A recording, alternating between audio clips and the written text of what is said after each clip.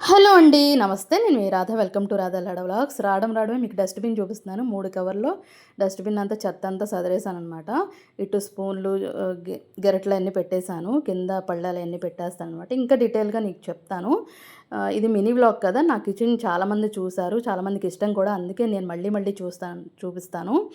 ఇది కింద ఉల్లిపాయలు పెట్టేస్తారు. షింక్ అంతా క్లీన్ చేసేసి గిన్నెలన్నీ కడిగేసాననమాట. వాష్ చేసేసాను. ఐపీఎల్ మ్యాచ్ జరుగుతుంది కదా! ఏప్రిల్ 9న 10:00కి వీడియో తీశాననమాట. ఇప్పుడే అప్‌లోడ్ చేసేస్తాను.